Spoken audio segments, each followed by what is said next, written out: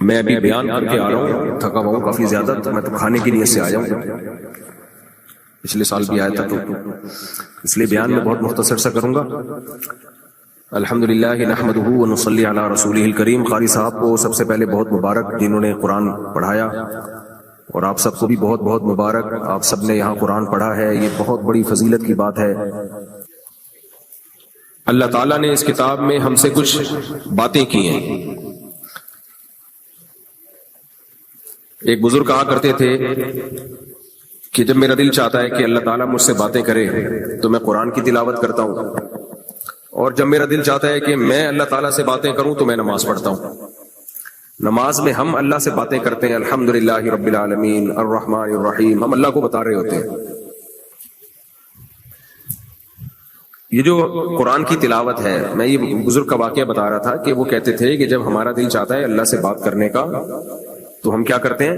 نماز پڑھتے ہیں۔ نماز اللہ سے باتوں کا نام ہے۔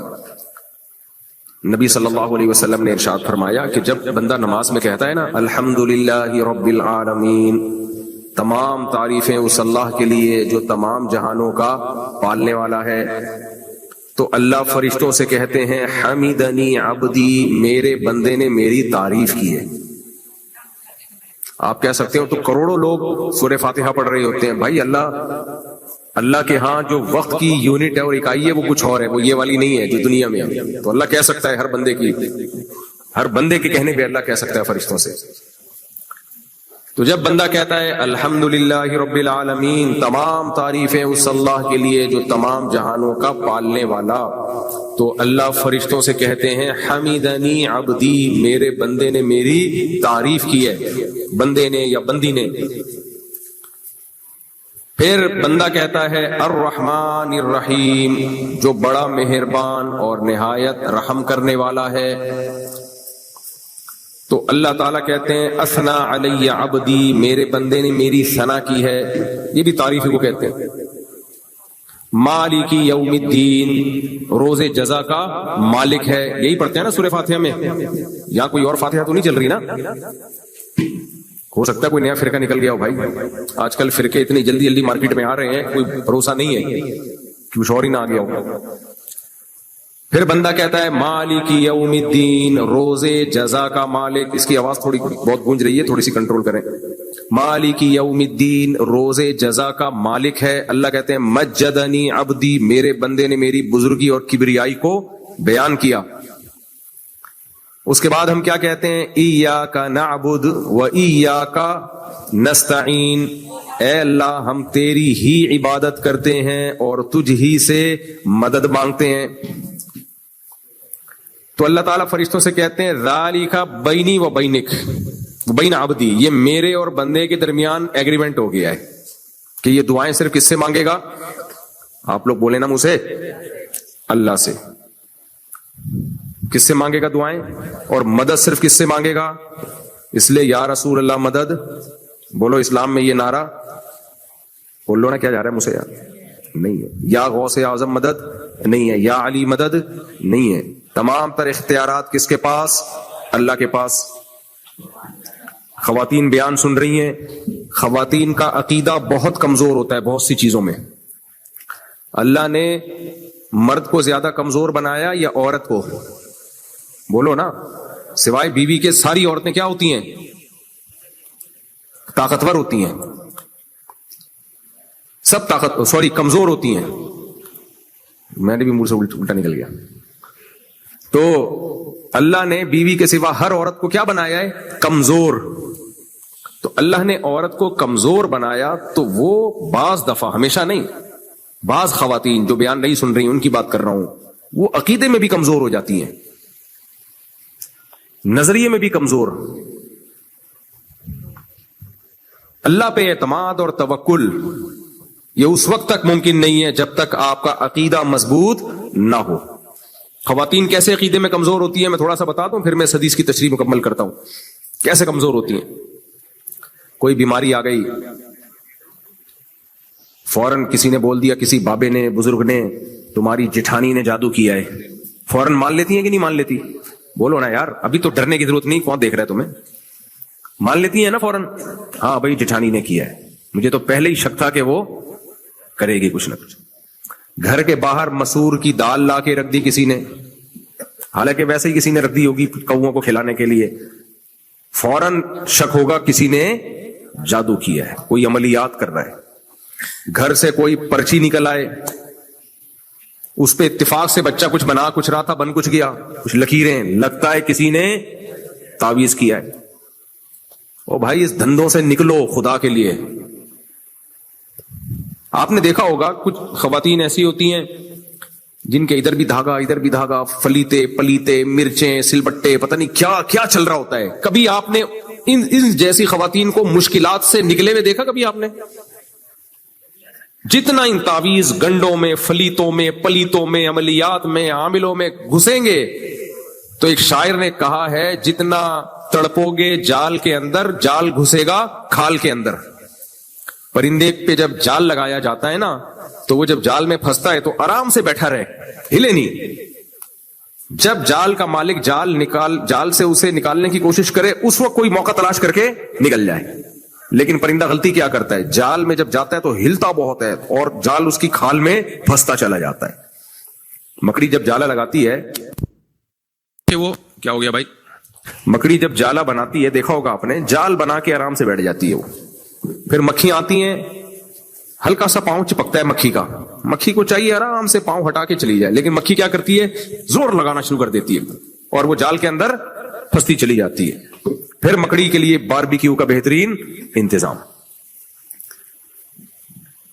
تو یہ عاملوں کے ساتھ تعویذ, گنڈے, فلیتے, عملیات, فلاں نے جادو کر دیا, فلاں نے کالا علم کر دیا, فلاں نے نیلا علم کر دیا, فلاں نے پیلا علم کر دیا, جو ان چکروں میں گھسے گا, میں قسم اٹھا کے حلفیہ بول سکتا ہوں, موت تک نہ صرف نکلے گا نہیں, اس کی نسلیں بھی ہمیشہ کے لیے تباہ و برباد ہو جائیں گی.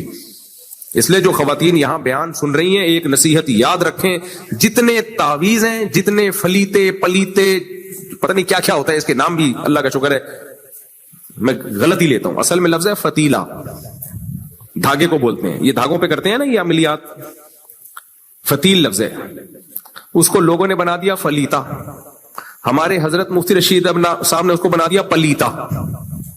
فرمایا اس کو جتنا بگاڑو اتنا اچھا, یہ جو اس پہ پڑھ رہے ہوتے ہیں.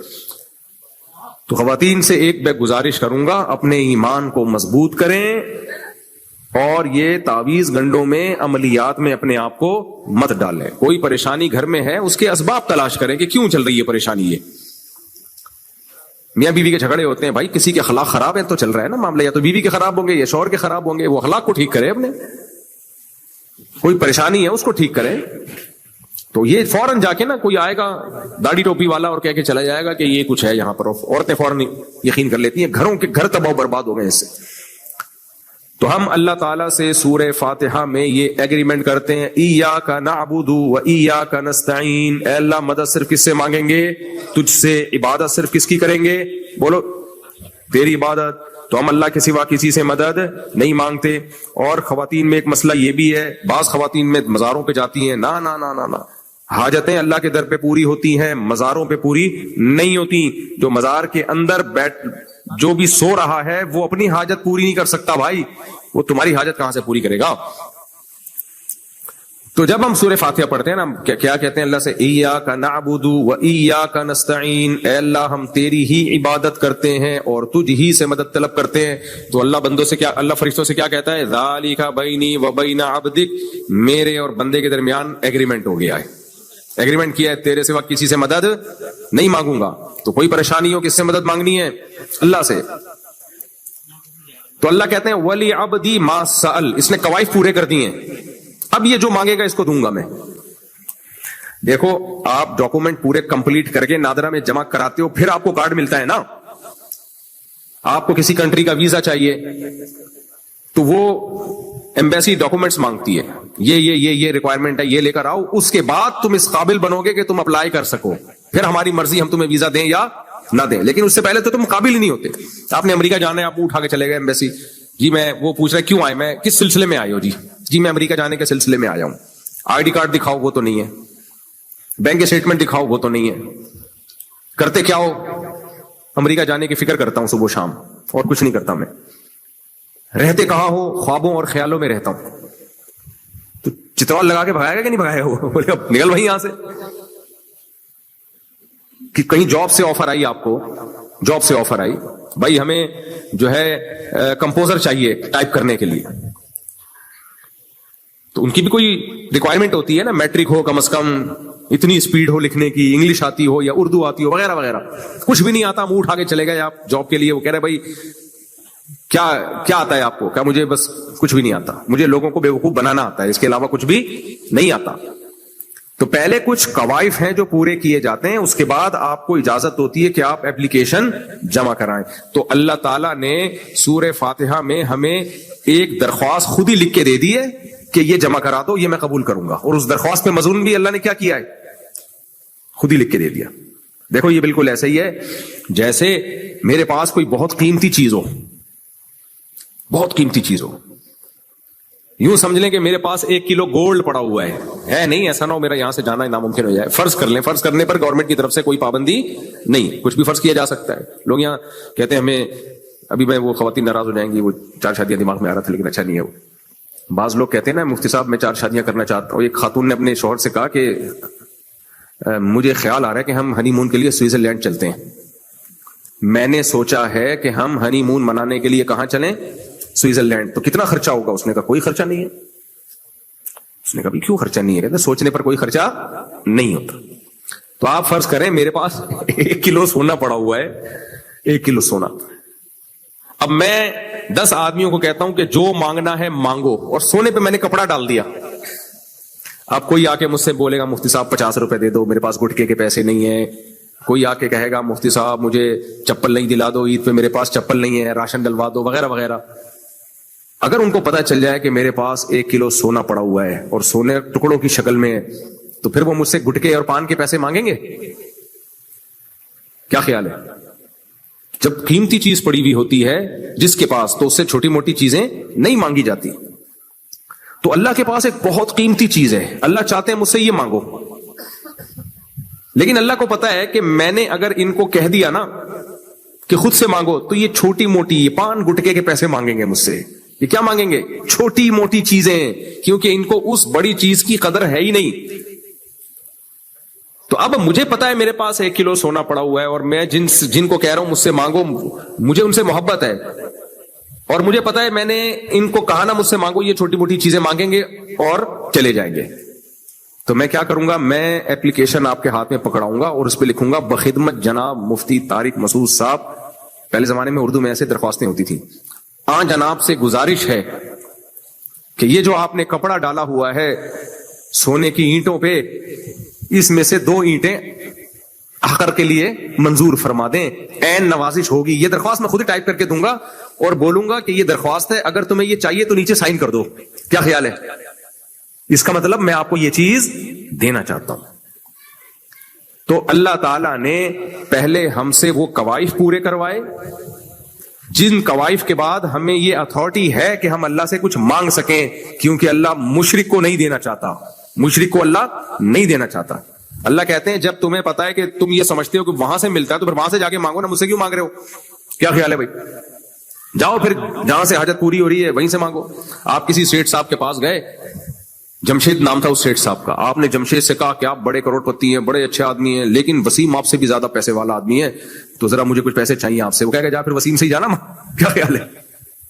جب اتنی تعریفیں اس کی کر رہا ہے، وہ زیادہ پیسہ ہے، سیٹ کو غصہ آئے گا نا کہ تعریفیں اس کی کر رہا ہے اور قرضہ کس سے مانگ رہا ہے؟ مجھ سے. تو ایک آدمی بیوی کے سامنے تعریفیں کر رہا ہو کہ پڑوسن اتنا اچھا کھانا بناتی ہے، نہاری اتنی اچھی بناتی ہے، چائے اتنی اچھی بناتی ہے، اور کیسے زبردست پکوڑے بنائے تھے، بیگم کو غصہ آئے گا نا، تو اسی سے بنوا لو جا کے. کیا خیال ہے، ایسے کہے گی کہ نہیں کہے گی؟ بھائی کیا ہو گیا، مجھے لگ رہا ہے آپ لوگ ہوش میں نہیں ہو. ایسے ہی کہے گی نا، تو ہاں بول دو. بولے گی بھائی کیوں اتنی تعریفیں کر رہے ہو، پھر اسی سے بنوا لو نا جا کے. تبھی بیگم جو مرضی بنائے اچھا کہنا پڑتا ہے کہ نہیں کہنا پڑتا، اور پڑوسن جیسا مرضی بنائے خراب. آپ بیگم کے سامنے بول کے تو دیکھیں. ایک آدمی کو کسی نے بولا کہ یار، وہ کہتے ہیں یار میری بیوی محبت نہیں کرتی. اس نے کہا کہ یار تو اپنی بیوی کے کھانے کی کبھی تعریف کی ہے؟ کہہ رہے زندگی میں کبھی تعریف نہیں کی. اس نے کہا یار اب کل جب کھانا آئے گا نا بہت تعریف کرنا. اس نے کہا ٹھیک ہے. کل کھانا آیا، اس نے کہا واہ بیگم کیا کھانا بنایا ہوا ہے، واہ واہ سبحان اللہ سبحان اللہ. بیگم کو آیا غصہ، اس نے بیلن اٹھایا. کہتے ہیں زندگی میں بیگم پہلی دفعہ تو کھانے کی تعریف کی ہے، اس پہ بیلن اٹھا رہی ہو، کہہ رہی آج پہلی دفعہ پڑوسن نے کھانا بنا کے بھیجا ہے، اور کمبخت اسی کی تعریفیں کیے جا رہا ہے. تو اللہ تعالیٰ کو معلوم تھا, پہلے اللہ نے ہم سے ایگریمنٹ کروایا, پہلے یہ منہ سے بولو, دینے کا اختیار کس کے پاس ہے؟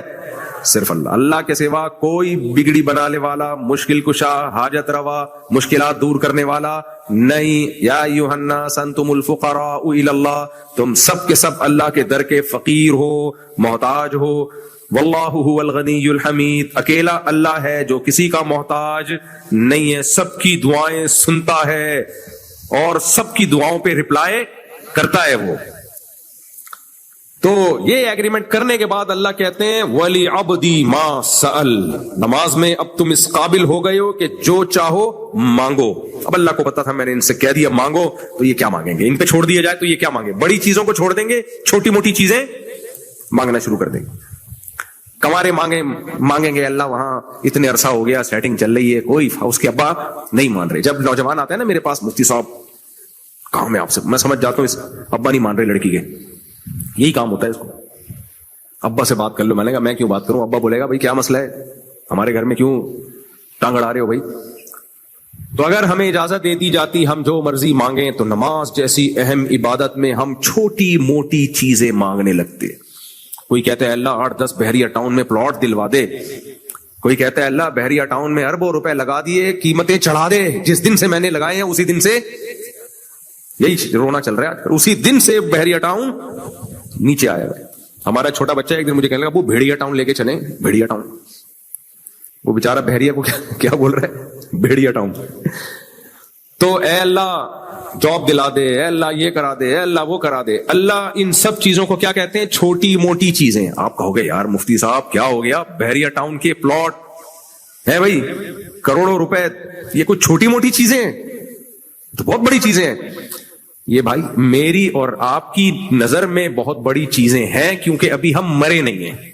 جس دن مریں گے اس دن ہمیں اندازہ ہو جائے گا یار یہ دی کمفرٹ میں یہ جو پوری بڑی بڑی بلڈنگیں جن پہ ہم بڑا فخر کیا کرتے تھے, یہ تو بہت چھوٹی موٹی چیزیں نکلی. سمجھ میں آ رہی ہے بات؟ یہ بھی ہم زندہ ہیں نا, اس لیے ہمیں بہت بڑی بڑی چیزیں لگ رہی ہیں, ورنہ ادھر ہی قریب میں ہی ہے قبرستان.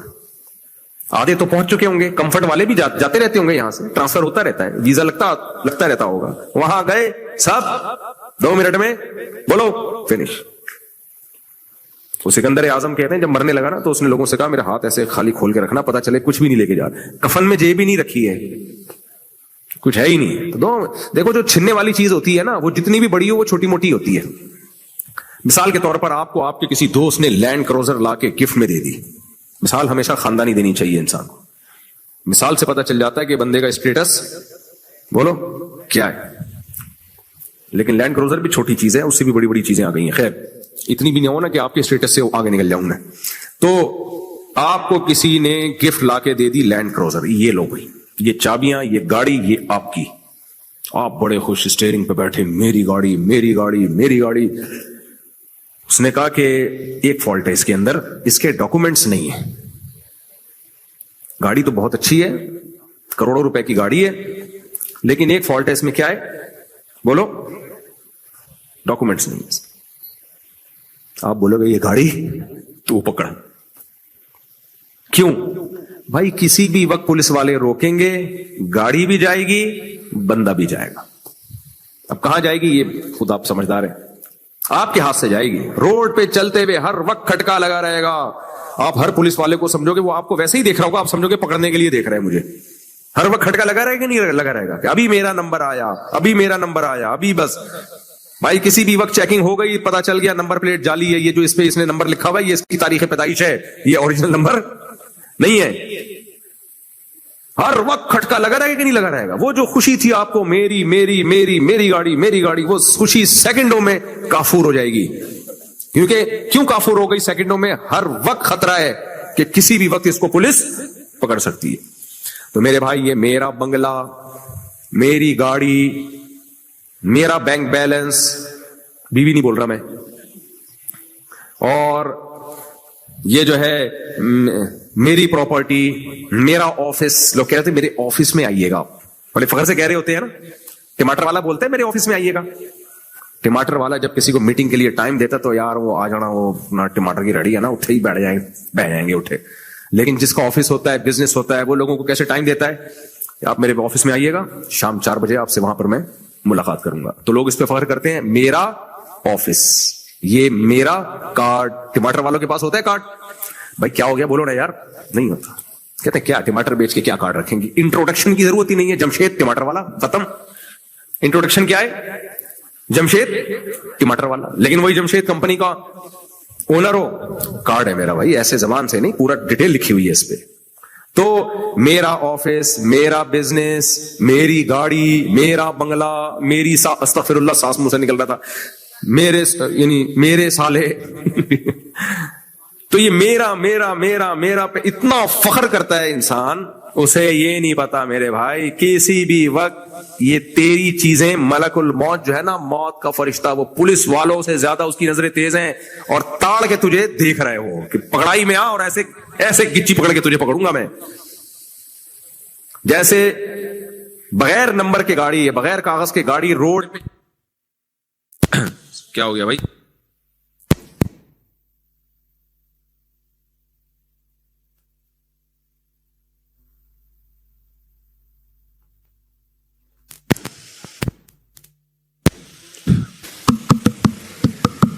تو جیسے بغیر نمبر کی گاڑی کسی بھی وقت پکڑی جا سکتی ہے, اس لیے اس سے دل نہیں لگایا جاتا.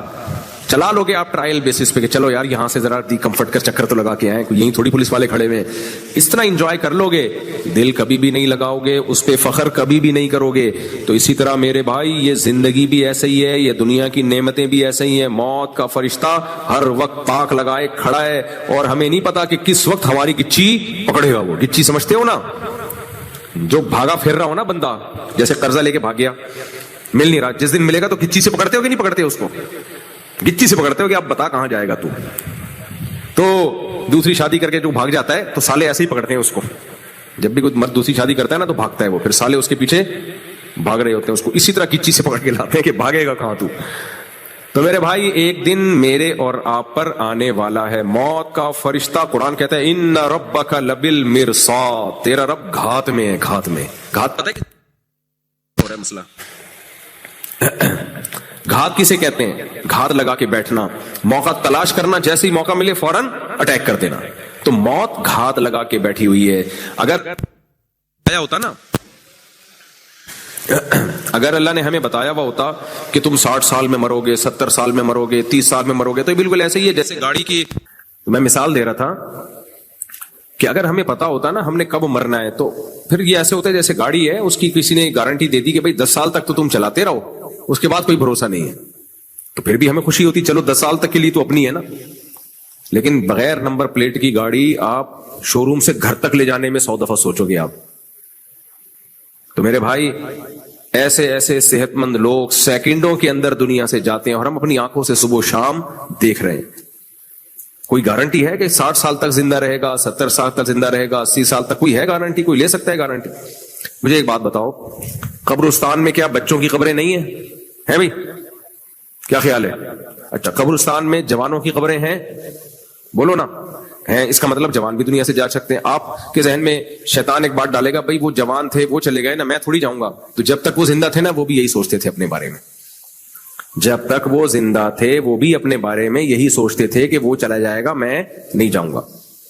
ایک چوہے کی شادی تھی, سوری شیر کی, جنگل میں ایک شیر کی شادی تھی, اس نے لومڑی کو شادی کارڈ دیے کہ بانٹو جنگل کے جانوروں کو میری بارات میں بلاؤ, لیکن اس کی کوشش کرنا کوئی نیچ اور گھٹیا خاندان کا جانور نہ آئے. سمجھ میں آ رہی ہے بات؟ یہ خوب اچھی طرح سمجھو, یہ لطیفہ صرف لطیفہ نہیں, ایک بہت عبرت کی بات ہے. شیر کی شادی تھی, اس نے کارڈ چھپوا کے بولا کہ لومڑی سے بولا کہ جنگل میں کارڈ بانٹو, میری شادی میں کوئی گھٹیا خاندان کا جانور نہیں آنا چاہیے. لومڑی نے کارڈ دیا چیتے کو, ٹھیک ہے نا, اور وہ جو بن مانس ہوتا ہے اس کو, ہاتھی, یہ سارے بڑے بڑے خاندانی بھیڑیے خاندانی قسم کے اونچے لیول کے رائل فیملی کے جانور آئے.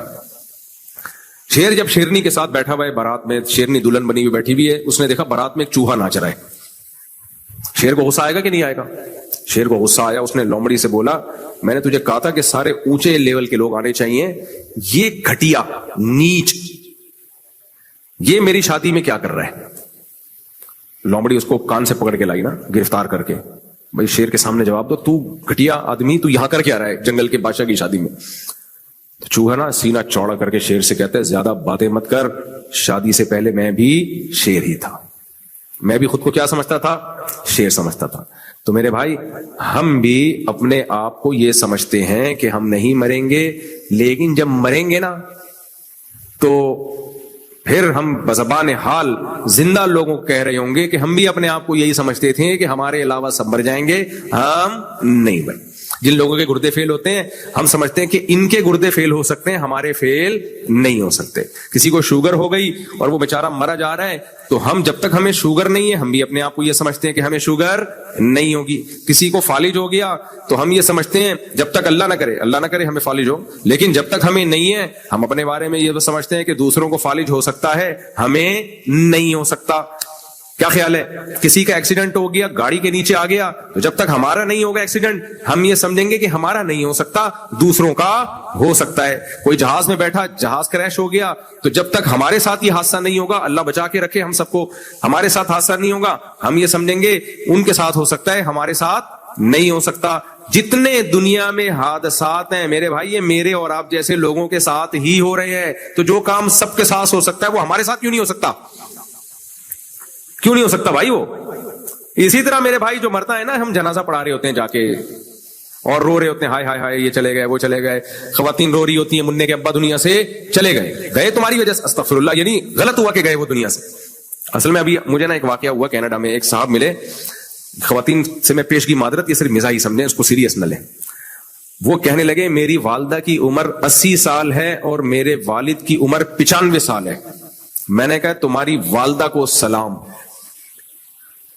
वो ज़ाहिर हैरान हुआ कि सलाम तो अब्बा को करना चाहिए जो 95 तक पहुंच गए, वालदा तो अभी 80 की है, अब्बा 95, सलूट अब्बा को कर नहीं रहा, मैं सलूट किसको कर रहा हूं? वालदा को सलाम। कंफ्यूज। तो मैंने उनकी कंफ्यूजन दूर की। मैंने कहा किसी के अब्बा का 95 तक पहुंच जाना, उसको 95 तक पहुंचने देना, ये क्रेडिट किसको जाता है? ये वालदा को जाता है, वरना आमतौर पर ऐसा होता नहीं है ना, कि वो वहां तक पहुंचने नहीं दे रही ना। वो ये उन खवातीन की बात कर रहा हूं जो यहां बयान नहीं सुन रही हैं, उनकी बात कर रहा हूं। तो यहां जितनी खवातीन बयान सुनी, वो सब अपने शौहरों को इंशाल्लाह 100 साल तक पहुंचने देंगे। एक आदमी ने किसी से पूछा, यार तुम्हारे स्मार्टनेस का राज क्या है? तुम इतनी 100 साल के हो गए और अभी तक दुबले पतले। तो उसने कहा कि यार वो हुआ ये था कि जब मेरी शादी हुई थी ना, तो मियां बीवी ने मिलकर एग्रीमेंट किया था कि अगर हमारी लड़ाई होगी तो जिसकी गलती होगी वो माफी मांगेगा और सजा के तौर पर वो 1 किलोमीटर पैदल चलेगा। जिसकी गलती होगी वो माफी भी मांगेगा और सजा के तौर पर 1 किलोमीटर पैदल चलेगा। तो मसला यह हुआ है कि जब भी लड़ाई हुई तो माफी मैंने ही मांगी है, तो मैं 1 किलोमीटर चल चल के स्मार्ट। तो उसने कहा अच्छा चलो तुम तो स्मार्ट हो गए, ये भाभी क्यों स्मार्ट है? तो उसने कहा ये भी चलती थी देखने के लिए कि चल भी रहा है कि नहीं चल रहा। 1 किलोमीटर ये भी मेरे पीछे पीछे चलती थी कि चल रहा है कि नहीं चल रहा। तो मैंने उनसे कहा ये जो 95 साल तक आपके अब्बा पहुंच गए, ये क्रेडिट किसको जाता है? आपकी अम्मा। एक दफा एक खातून आई मेरे पास, बहुत तेज जबान की थी ना, वो बोले जा रही है। उनके बेटे उनसे बेजार थे अपनी अम्मा से, कह रहे यार अम्मा ने हम सबका नाक में दम किया हुआ है, तो हमारी अम्मा को कुछ समझा दें आप। मैंने बुलवा लिया तो अपनी अम्मा को लेकर आ गए। अब वो अम्मा चुप ही नहीं हो, मेरे बच्चे ऐसे, मेरे बच्चे, भाई मुझे भी तो कुछ, उनको भी तो कुछ बोलने दो, बोले ही जा रही हैं। मैंने कहा आपके हस्बैंड जिंदा है? उन्होंने कहा नहीं वो 10 साल पहले मर गए थे। मैंने कहा बहुत टाइम निकाल लिया फिर भी उन्होंने आपके साथ, अगर 10 साल पहले मरे और शादी 20 साल पहले हुई है, हौसला है बंदे का कि 10 साल उसने। मैंने एकदम मैंने कहा 10 साल निकाल लिए, ये भी बहरहाल क्योंकि ये स्टाइल से लग रहा था कि ये मुश्किल है। खैर ये मिजाज है, इसको हकीकत ना समझें। बाज दफा आदमी ऐसा होता है कि वो टेंशन दे दे के जिंदगी अजाब बना देता है, तो दोनों तरफ से चलती हैं टेंशनें। खैर तो मैं क्या अर्ज कर रहा था कि भाई मैं मिसाल दे रहा था, बस बात को मैं जल्दी से समेटता हूं कि जब तक हम मरते नहीं है, जैसे वो जिसकी शादी नहीं हुई थी ना, जब शादी से पहले शेर समझता था, शादी के बाद क्या बन गया वो? उसने शेर को बताया कि तेरा भी यही अशर होने वाला है। तो सब अपने आप को तुर्रम खान समझ रहे होते हैं। तो मेरे भाई जब तक हम मरे नहीं है, मैं और आप में हर एक ये समझता है कि वो मर गया, मैं नहीं मरूंगा, हर एक यही समझ रहा होता है। میں جنازے کی مثال دے رہا تھا، میت پہ ہم رو رہے ہوتے ہیں، ہائے ہائے یہ دنیا سے چلا گیا. بھائی تھوڑی دیر کے لیے سوچ لے، کل تو پٹے پہ لیٹا ہوا ہوگا اور سب تیرے رشتے دار یہی باتیں کر رہے ہوں گے جو تو اپنے رشتے داروں کے بارے میں باتیں کر رہا ہے. کیا زندگی کی کوئی 2 ٹکے کی حیثیت رہ گئی ہے؟ کچھ بھی نہیں ہے بھائی. اب یہ مطلب نہیں کہ دنیا چھوڑ دو، رکھو، دل نہ مت لگاؤ، دل مت لگاؤ. ابراہیم علیہ السلام نے کہا نا، لا احب الآفلین، میں فنا ہونے والی چیزوں سے محبت نہیں کرتا. تو اس لیے دنیا کی نعمتیں استعمال کریں، لیکن اللہ کی محبت پہ ان نعمتوں کو غالب نہ ہونے دیں. اللہ پہلے ہے. جانا ہم نے کس کے پاس ہے؟ اللہ کے پاس. یہ سب چھوڑ چھاڑ کے جانا ہے، تو اس اللہ کو کیوں ناراض کریں اس دنیا کی خاطر؟ دنیا میں کوئی ایسا بے وقوف دیکھا جو بے وفا سے محبت کرے اور با وفا سے بے وفائی کرے؟ ایسا کوئی دیکھا اپنے دنیا میں؟ جان اس کو دے رہا ہے جو بے وفا ہے، دل اس کو دے رہا ہے جو کیا ہے؟ بے وفا ہے. یہ تو بے وقوفی کی بات ہو گئی نا. جانا جہاں ہے بھائی ادھر کی فکر کرو. شاعر نے اس کو کہا ہے، نظر سوئے دنیا قدم سوئے مرقد. سوئے کا مطلب ہوتا ہے جانب، مرقد کہتے ہیں قبر کو. نظر سوئے دنیا قدم سوئے مرقد. کہاں جا رہا ہے، کدھر دیکھتا ہے؟ کہہ رہا ہے جا تو قبر کی طرف رہا ہے اور دیکھ کدھر کو رہا ہے؟ پیچھے کی طرف. ہم قبر کی طرف دیکھو. نبی صلی اللہ علیہ وسلم نے فرمایا، بچہ جب ماں کے پیٹ میں ہوتا ہے، فرشتہ اس وقت اس کی ایج لکھ دیتا ہے کہ یہ پیدا، کسی کے بارے میں لکھتا ہے پیدا ہونے سے پہلے ہی مر جائے گا، کسی کے بارے میں لکھتا ہے پیدا ہونے کے اتنے دن کے بعد مرے گا، کسی کے بارے میں لکھتا ہے 10 سال کا ہو کے مرے گا، 20 سال کا، 30 سال کا، 40 سال کا، 50 سال کا. ہر شخص کی عمر وہ فرشتہ لکھ دیتا ہے.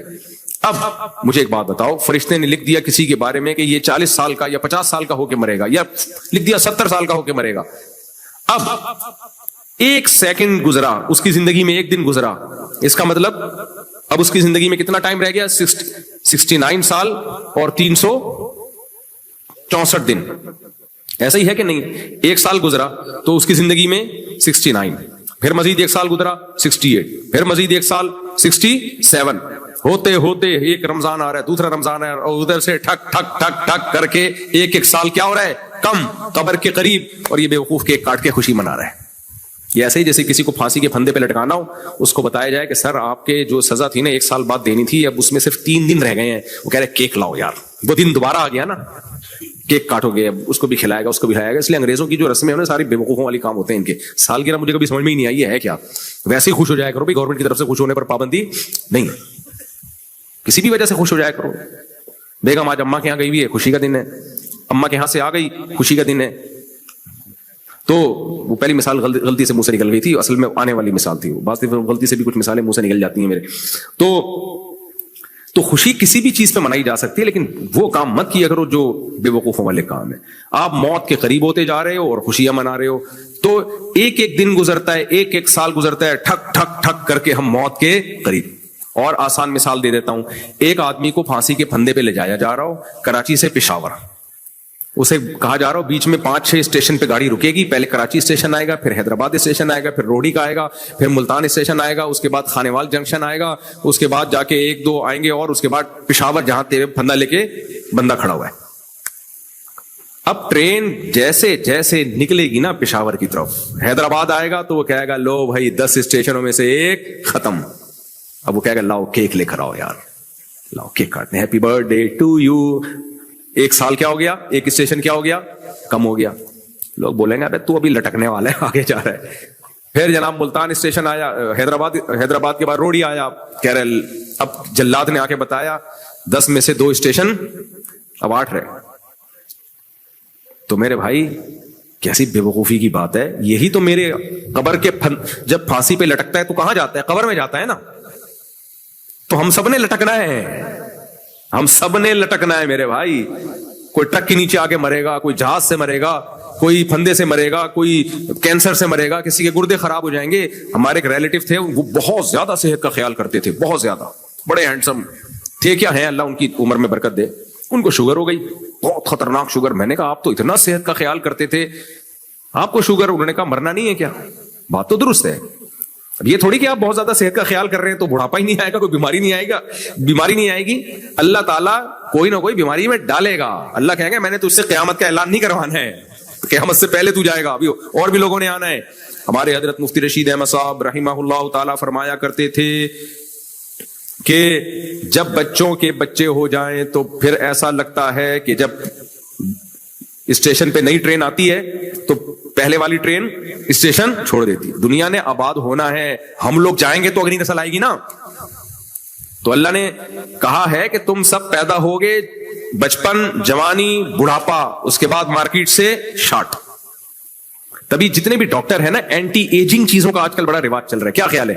اینٹی ایجنگ کہتے ہیں نا, یہ کھاؤ اس سے عمر بڑھ جاتی ہے, یہ کھاؤ. تو سارے ڈاکٹر متفق ہیں کہ جو اینٹی ایجنگ پروسیس ہے اس کو ڈیلے کیا جا سکتا ہے, ختم نہیں کیا جا سکتا. یعنی کچھ خوراکیں اور ایکسرسائز اور یہ سب چیزیں ایسی ہیں جس سے بڑھاپا تھوڑا سا دیر سے آئے گا. یہ نہیں ہو سکتا کہ نہ آئے. کتنا زور لگا لو میرے بھائی, بڑھاپے کی پہلی علامت کیا ہے؟ بال سفید. آپ ایک دن سو کے اٹھتے ہیں, بال سفید نظر آ رہے ہوتے ہیں داڑھی میں یا سر میں. آپ پہلے تو اگنور کرتے ہیں کہ ہو جاتا ہے. بعض دفعہ کچھ منرلز اور وائٹامنس کی کمی ہوتی ہے, خوراک نہیں ہوتی, اس کی وجہ سے بال کیا ہو جاتے ہیں. ڈاکٹر سے رابطہ کرتے ہیں, ڈاکٹر کہتے ہیں کوئی نیچرل ہے یار, کوئی مسئلہ نہیں ہے, یہ کھا لو. کسی حکیم کے پاس گئے, اس نے کہا یہ کھا لو, کھا لیا آپ نے. تھوڑے دن اٹھتے ہیں تو دوسرا بال بھی کیا ہو گیا, بولو نا, سفید. ارے یہ کیا ہو رہا ہے یار. تو آپ اس کو نوچ کے نکال دیتے ہو تاکہ پبلک کو نظر نہ آئے. پھر ایک دن اٹھے, تیسرا سفید, چوتھا سفید, پانچواں سفید, پھر کالا کولا لگانا شروع کر دیتے ہو, چھپا یار اس کو. پھر ایک دن اٹھے, نیچے سے جو جڑ سے بال نکل رہے ہیں ان پہ تو کالا کولا لگا ہی نہیں ہے, چاند بننا شروع ہو جاتا ہے نا. بالآخر ایک دن آتا ہے کہ سفید در سفید, سب کو پتا چلتا ہے بھائی کلر لگا کے گھوم رہا ہے. پھر کیا ہوتا ہے, بال غائب ہونا شروع مارکیٹ سے, آہستہ آہستہ بال. آپ کہتے ہیں یار سفید تھے تو نا, کلر تو اب کیا ٹرینڈ پہ کلر لگاؤں میں, بال ہی مارکیٹ سے کیا شارٹ. جتنے مرضی تیل لگا لو, کشتے کھا لو, طاقت کی غذائیں کھا لو, سر پہ ایئرپورٹ بننے کا عمل تیزی سے شروع. خواتین کے بھی بال ہلکے ہوتے ہیں بڑھاپے میں. آہستہ آہستہ آدمی کہتا ہے اس کو کیسے کنٹرول کروں. ابھی اس کی کنٹرولنگ میں لگا ہوتا ہے, ایک دن رپورٹ آتی ہے کہ آپ کے کڈنی میں کچھ تھوڑا سا سی پرابلم شروع ہو گئی, آپ کا بلڈ پریشر ابھی نارمل نہیں ہے. ایک بیماری, دوسری بیماری, تیسری بیماری, چوتھی بیماری, اتنی بیماریاں حملہ کرتی ہیں, اس کو ٹھیک کریں, اس کو ٹھیک کریں. ایک دن اطلاع آتی ہے, حضرات ایک اعلان سماعت فرمائیے, جمشید صاحب جو دی کمفرٹ میں رہا کرتے تھے قضائے الہی سے اس دنیا سے چلے گئے. ان کی نماز جنازہ مغرب کی نماز کے بعد فلانی مسجد میں ہوگی. نہیں آئی سمجھ میں بات؟ یہ میرے بارے میں بھی اعلان ہوگا, اور جو ہماری بہنیں بیان سن رہی ہیں ان کے بارے میں بھی اعلان ہوگا, اور میرے بھائی آپ کے بارے میں بھی اعلان ہوگا. تو اس لیے میرے بھائی بے وقوفی ہے دل لگانا. کیا خیال ہے, جانا کدھر ہے؟ اللہ کے پاس. تو اللہ تعالیٰ قرآن میں کچھ ہم سے باتیں کرتا ہے.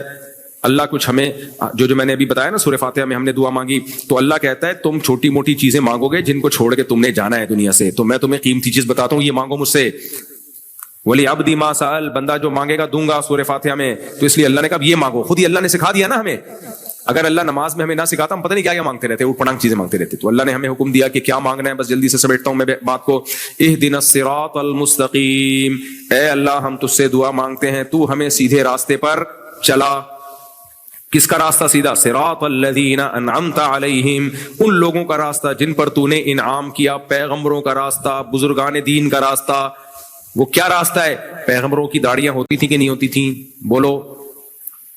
دیکھو پیغمبروں کا راستہ کیا ہے. یوسف علیہ السلام کو مصر میں عزیز مصر کی بیوی زلیخا کمرہ بند کر کے زنا کی دعوت دی.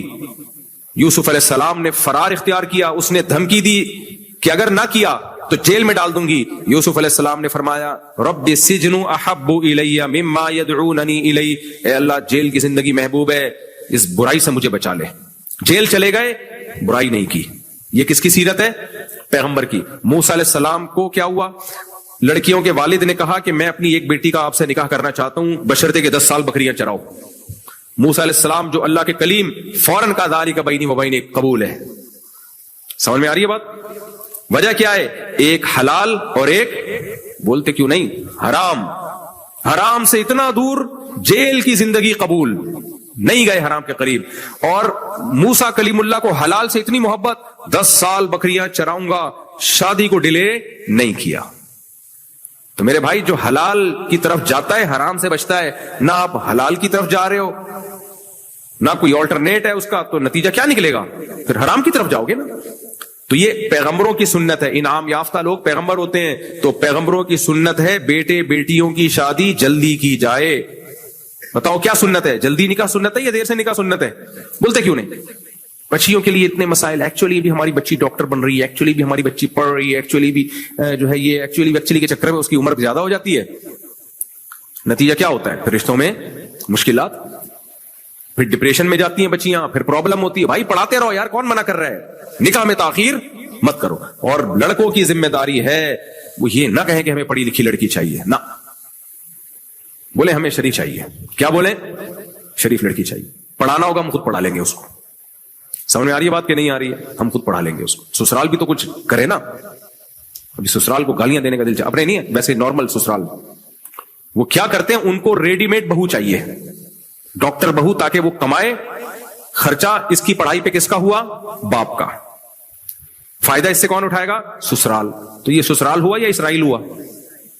یہ تو اسرائیل نکلا، سسرال تھوڑی ہے یہ تو آپ نے کیا کرنا ہے بھائی؟ جو ہے ہمیں شادی کرنی ہے، پڑھائیں گے کون؟ آگے پڑھائی ہوگی تو ہم پڑھائیں گے اس کو. کیا خیال ہے؟ آپ کے گھر سے نہیں جا سکتی یونیورسٹی یا کالج پڑھنے کے لیے؟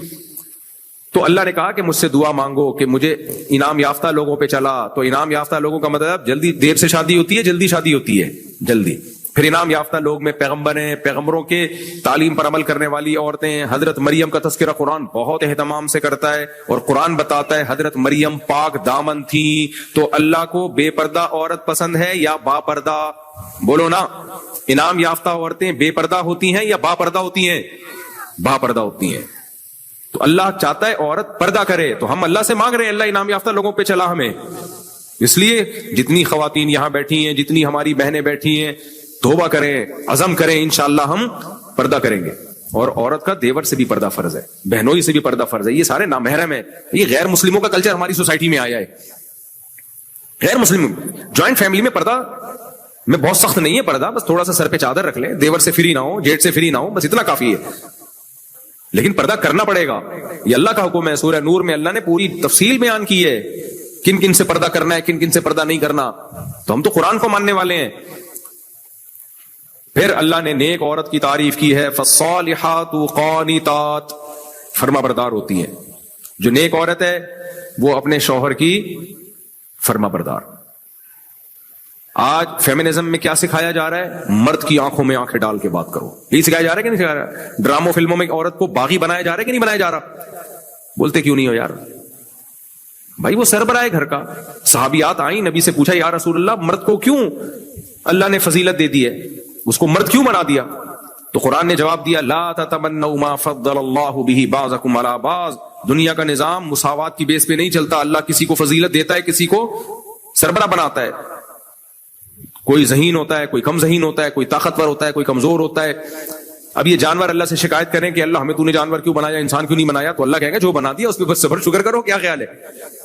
تو اللہ نے کسی کو مرد بنایا، کسی کو عورت بنایا. اللہ کہتے ہیں اعمال کو فوکس کرو. قیامت کے دن اس پہ فیصلے نہیں ہوں گے کہ مرد کون ہے عورت کون ہے. قیامت کے دن فیصلے اس پر ہوں گے اچھا عمل کس نے کیا اور برا عمل کس نے کیا. جو برا ہے چاہے مرد ہو عورت ہو سزا ملے گی، اچھا ہے چاہے مرد ہو عورت ہو اس کو بدلہ ملے گا. لیکن دنیا کا اصول یہ ہے کہ اللہ نے مرد کو گھر کا سربراہ بنایا ہے، عورت کو حکم دیا کہ اس کی اطاعت کرے، اس کی فرما برداری کرے.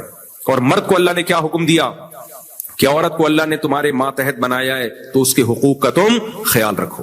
انعام یافتہ لوگوں کی یہی صفات ہیں. نبی پیغمبر صلی اللہ علیہ وسلم نے ارشاد فرمایا، البسھا ما تلبس، جس اسٹینڈرڈ کا خود پہنتے ہو ایسا ہی اپنے گھر والوں کو پہناؤ. جس اسٹینڈرڈ کا خود کھاتے ہو اپنے بیوی کو بھی اسی اسٹینڈرڈ کا کھلاؤ. کچھ لوگ ہوتے ہیں باہر نہاریاں چل رہی ہیں اور پتہ نہیں کیا کھاپے ہی نہیں ختم ہو رہے، گھر میں بیگم کو بھوک سے مارا ہوا انہوں نے. تو انعام یافتہ لوگوں میں یہ سب داخل ہیں. سمجھ میں آ رہی ہے بات کہ نہیں آ رہی ہے؟ یہ سب دعائیں ہم اللہ سے مانگ رہے ہوتے ہیں. اللہ کو نظر کی حفاظت کرنے والے پسند ہیں یا بد نظری کرنے والے؟ فوش فلمیں دیکھنا، بد نظری کرنا، یہ انعام یافتہ لوگوں کا کام نہیں ہے. حرام کمانا، جھوٹ بولنا. تو آج ان ساری برائیوں سے توبہ کریں. اور آخر میں ایک بات کہوں گا، دیکھو جب تک اللہ کا ذکر گھروں میں ہوتا ہے تو گھر میں خیر برکتیں ہوتی ہیں. جتنے لوگ یہاں بیٹھے ہیں، خواتین بیٹھی ہیں، روزانہ تلاوت کا معمول بنائیں، روزانہ تسبیحات کا معمول بنائیں. آج ہمارے یہاں ہوتا کیا ہے، اللہ کی محبت کے لیے کوئی اللہ کا نام نہیں لیتا. نبی صلی اللہ علیہ وسلم نے فرمایا صلی اللہ علیہ وسلم کہ جس نے لا الہ الا اللہ وحدہ لا شریک لہ لہ الملک ولہ الحمد یحیی و یمیت وہو حی لا یموت وہو علی کل شیء قدیر 100 دفعہ صبح پڑھا، 100 دفعہ شام، فرمایا اس سے زیادہ نیکیاں کوئی کما نہیں سکتا. آج اچھا اسی طرح تیسرا کلمہ سبحان اللہ والحمد للہ ولا الہ الا اللہ واللہ اکبر، اتنا پیارا کلام ہے. آپ نے فرمایا کہ سورج جن چیزوں پہ طلوع ہوتا ہے ان سب سے زیادہ محبوب اللہ کو یہ کلمہ ہے. 100 دفعہ صبح، 100 دفعہ شام پڑھ لیں. آج کیا ہوتا ہے، کوئی وظیفہ بتا دینا پڑھنے کے لیے، یہ والا ذکر کرو تو تمہارا یہ کام ہو جائے گا. پھر دیکھو ہزار تسبیح بھی چل رہی ہوتی ہے. بھائی کوئی کام نہیں اٹکا ہوا، ہم نے یہ ذکر کرنا ہے کس کو خوش کرنے کے لیے، اللہ کو. تو گھروں میں خواتین اس کا معمول بنائیں، صبح 100 دفعہ اور شام کو 100 دفعہ. یہ میں اس لیے کہہ رہا ہوں سارا دن ٹک ٹاک سوشل میڈیا کے علاوہ کوئی کام بچا ہی نہیں ہے.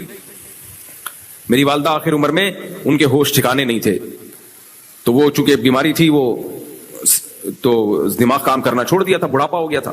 لیکن ہمیں یاد ہے کبھی ان کے ہاتھ میں تسبیح پکڑا دیں ٹھک ٹھک چلنا شروع، کیونکہ وہ لاشعور میں جا چکی تھی. سورہ یاسین پڑھتے تھے نا ان کے سامنے، تو جو آیت کا آخری لفظ رہتا تھا والدہ مکمل کر لیتی تھی. وجہ کیا ہے، ساری زندگی تلاوت کی تسبیحات پڑھی ہیں، تو اب جب دماغ نے کام کرنا چھوڑ دیا ہے تو جیسے ہی کوئی تسبیح دے گا آٹومیٹیکلی شروع. اب جو نئی نسل آ رہی ہے نا، جب یہ بوڑھی ہوگی تو پتہ ہے اس کا کیا حل ہوگا. ہماری جو نسل ہے اس کے بڑھاپے میں کیا ہوگا، آپ ان کو تسبیح پکڑائیں گے ان کو سمجھ میں نہیں آئے گی یہ کیا چیز ہے. لیکن آپ نے اگر ان کو ٹک ٹاک پکڑا دیا تو ہو سکتا ہے مردہ بھی آنکھیں کھول لے. غسل دے رہے تھے، نہلا رہے تھے اور چیخو پکار ہے، مردہ نہیں آنکھیں کھول رہا نا، ٹک ٹاک پہ ویڈیو لگا دی، دیکھو مردہ اٹھ کے بیٹھ جائے گا. جس چیز میں زندگی گزری ہوتی ہے آخر میں میرے بھائی وہی سامنے آتا ہے. تو جتنی ہماری بہنیں یہاں بیٹھی ہیں گھر میں تلاوت کا روز معمول بنائیں. ایک پارا روز پڑھیں، نہیں آدھا پڑھ لیں، نہیں تو ایک پاؤ پڑھ لیں، الحمد سے شروع کر کے والناس تک پڑھا کریں پارا. اس کو تلاوت کا گھر میں معمول ہو، تسبیحات کا گھر میں معمول ہو تو اس سے گھروں میں رونق ہوتی ہے. ہر وقت ٹی وی چلتا رہتا ہے، ہر وقت شور شرابہ، یہ نحوست آئے گی گھر کے اندر. تو اللہ نے ہمیں حکم دیا کہ ہم اللہ سے دعا مانگیں، اے اللہ ہمیں انعام یافتہ لوگوں پر چلا. تو انعام یافتہ لوگوں کے یہ کام ہوتے ہیں جو پردہ ہے، حیا ہے اور عبادت ہے، تسبیحات ہیں، نماز ہے. دنیا کی حلال نعمتوں سے بھی انسان لطف اندوز ہو، اللہ نے منع نہیں کیا، لیکن دل کس سے لگانا ہے، اللہ سے. جانا کس کے پاس ہے، ادھر جانا ہے. تو اس لیے اللہ تعالی ہمیں بھی عمل کی توفیق عطا فرمائے، آپ کو بھی عمل کی توفیق عطا فرمائے، اور جو حق بات ہوئی اللہ ہم سب کو اس پر عمل کرنے کی توفیق عطا فرمائے. سبحانک اللہم و بحمدک، نشہد ان لا الہ الا انت، نستغفرک.